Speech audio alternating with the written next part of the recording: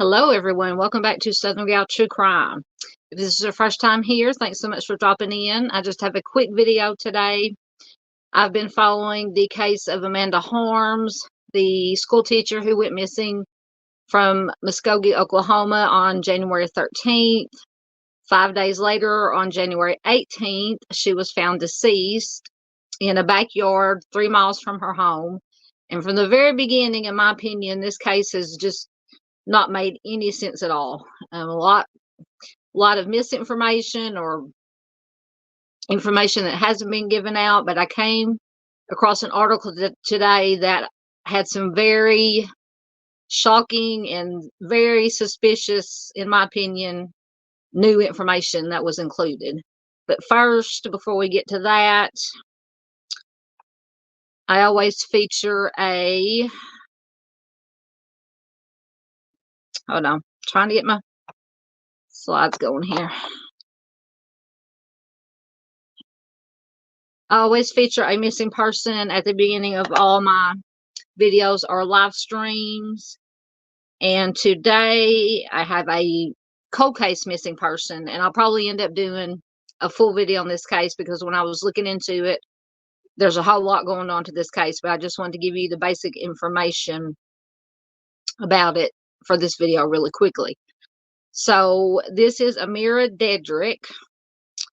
She went missing on April 1st of 2016 from possibly Houston, Texas. She was a 7-year-old black female with black hair, approximately 4 foot to 4'3" tall. And it says that Ameera was last seen in a Facebook video on approximately around the 1st of June 2016. It appeared in the video that she was at a Chuck E. Cheese, possibly in Houston, Texas. And according to Ameera's biological father, he had left Ameera with a family friend named Tootie, apparently that's a nickname, in the vicinity of Hubbard, Texas, which was on November 14th of 2016, which says Hubbard is about 4 hours away from Houston. And at the time, Tootie may have been living in an apartment in Waco, Texas. Now, like I said, I did find an article about this case. Lots of stuff going on in this case. So stay tuned at a later date for a full video on this case. But if you do have any information about this case, you can contact the Texas Sergeant Anthony Carter at 512-997-5468 or the FBI VICAP at 800-634-4097. Right, so that is our missing person feature for the day. And so now we are going to get into our update on Amanda Harms. Like I said, for anybody who hasn't heard of this case, Amanda, she went missing January 13th from Muskogee, Oklahoma. She had taken off on foot from her home with no keys, no purse, no cell phone, nothing with her. Very cold, 8 o'clock at night. They found her 5 days later on January 18th in the 3 miles from her home, in the deceased in the backyard of a home. And there's been information slowly trickling out, but what I came across today was very shocking to me and very, very suspicious and red flaggy. So I just wanted to share it with you quickly. So I have a couple of articles that I'm going to read from. The first one comes from Fox 23 News, and it is from almost yesterday, almost 24 hours ago. It says, family of Muskogee teacher found deceased, still want answers after police say foul play is not suspected, which in my opinion could be a possibility. The family of a Muskogee teacher found deceased after going missing said they still want answers about what happened to her, despite police saying they don't think that her death is suspicious. Amanda Harm's family said they would like more investigation into the case. Amanda's mom, Shelley Townsend, and family friend Gina Steiger said they still have lots of questions over Amanda's death. There's so much more that we don't know about the last few hours of my daughter's life. Questions that need to be answered, Townsend said. Amanda Harms, known as Mandy to her friends and family, was a sixth grade math teacher. She was found deceased 5 days after she went missing in freezing temperatures early in January. Townsend said that she saw Amanda before she was buried and said that she has questions about how she looked. According to Townsend, she says it was horrendous. It looked like somebody just smacked her between the eyes. Her nose appeared broken and both eyes were blackened. She had a split lip, and I could see it looked like a contusion or something. She said, gesturing to her forehead.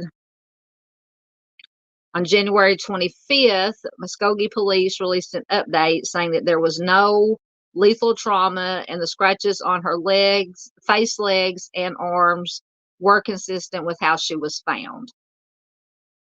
So when the story first came out, it said that she had been found inside of a shed, but they later came out and said that was misinformation. She had actually been found near a fence in a yard.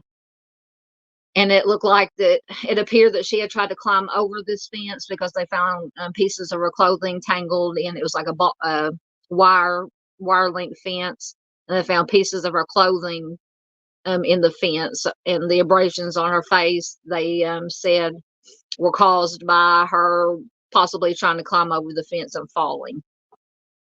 That's what they say anyway. But now, if this information is true about these other injuries, like I said, this is coming from the family. It's nothing that has been released publicly by law enforcement.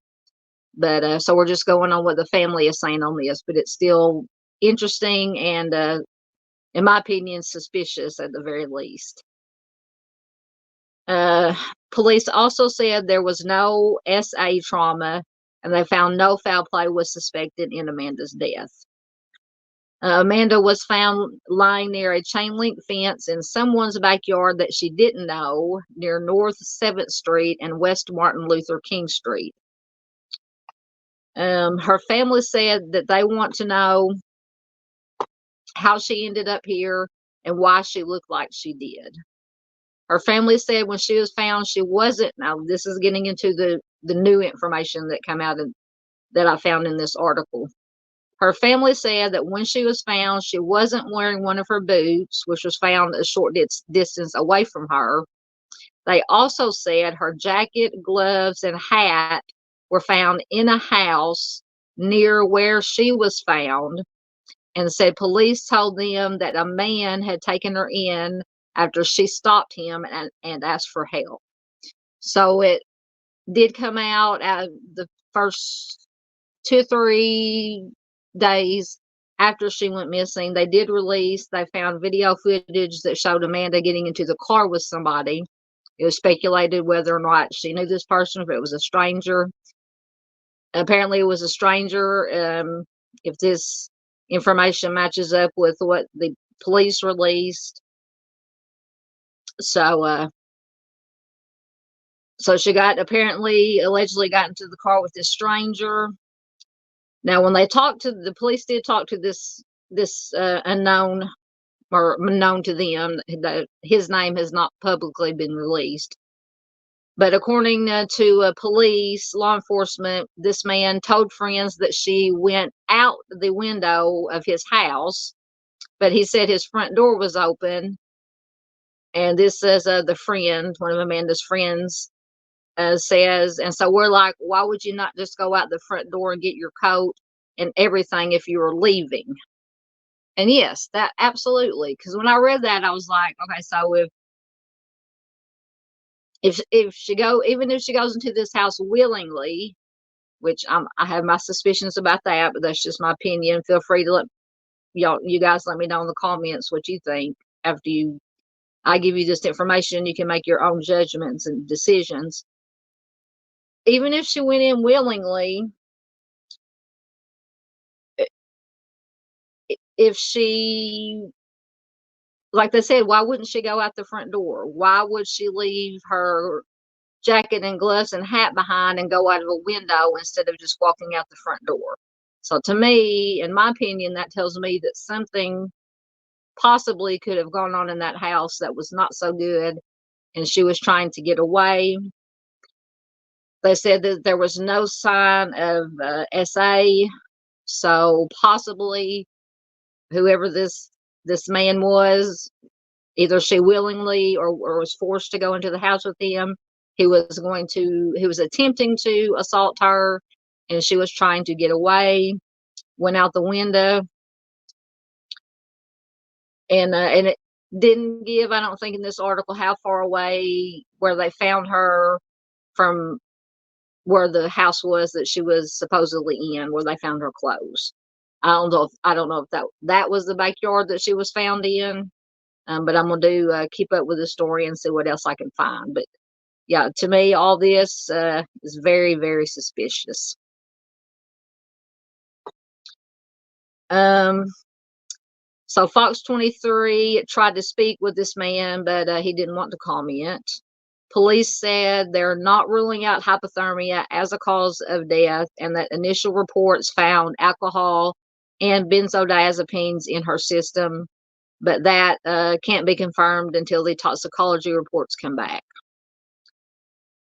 Now, her family has said that she did have struggling with alcohol addiction, so it's not surprising that alcohol was found in her system. It did not say whether she was prescribed any prescription medications. We just don't know that information, so we'll just have to take what we get. Take what we have. And the family said that they hope the police will investigate this further. We feel like Mandy's been labeled as someone who was just an alcoholic or was just on drugs and didn't know what she was doing, and she just wound up deceased. But we don't believe that, because as many times as she had ever been drunk, she always came home. And this is according to the friend, Steiger. So that is the latest information. I do have another article I'm going to read from. Go back and make sure another interview with the family.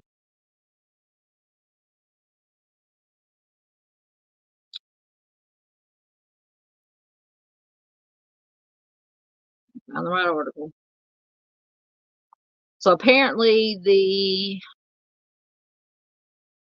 family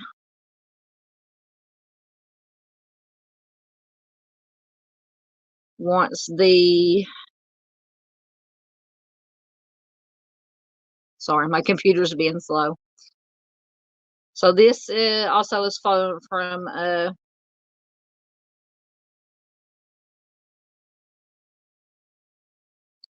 nope. Hold on. I'm on the wrong story.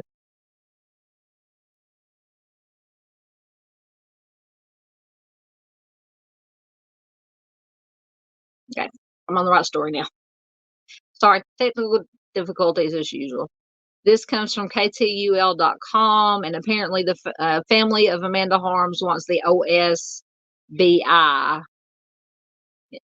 involved, and I'm assuming OSBI is the Oklahoma State Bureau of Investigation. And this article was from January 29th.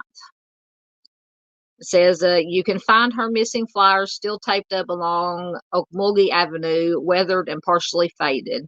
And while Amanda Harm's body has been recovered and buried, her family is still missing answers. We have a lot of questions that need to be answered, said Shelley Townsend. Amanda's mother met these reporters outside Muskogee PD Monday afternoon, along with family friend Gina Steiger.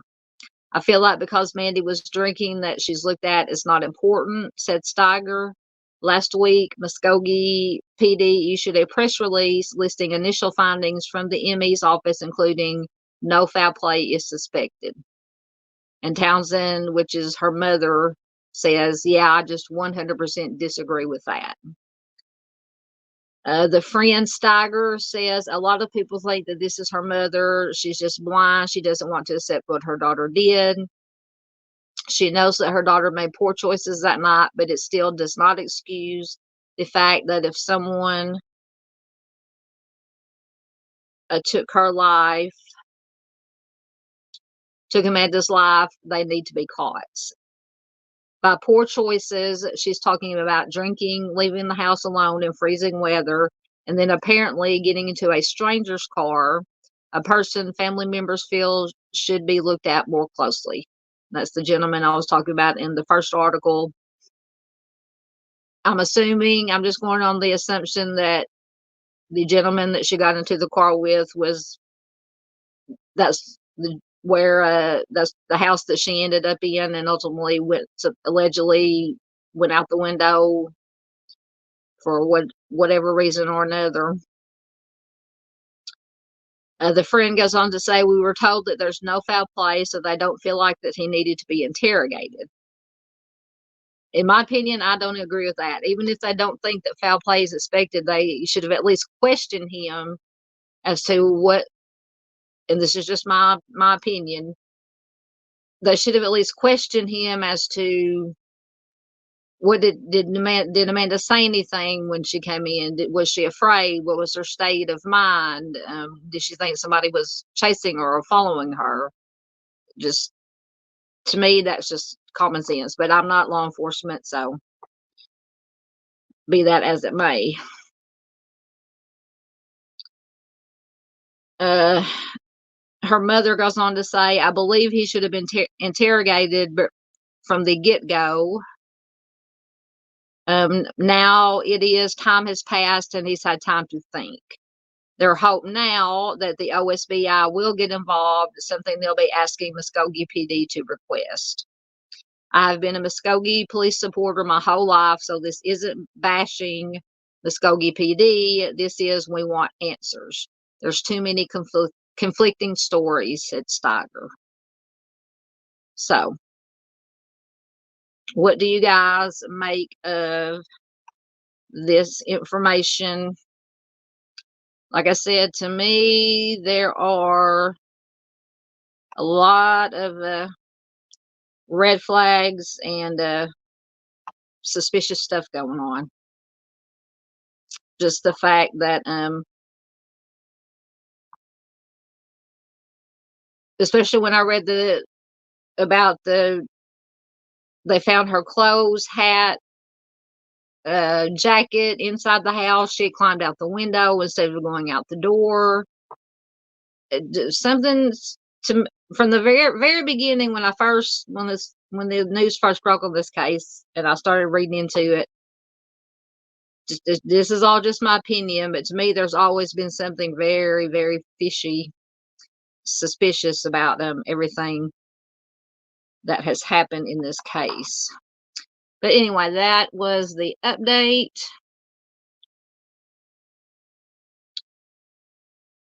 So like I said, please do leave your questions, comments,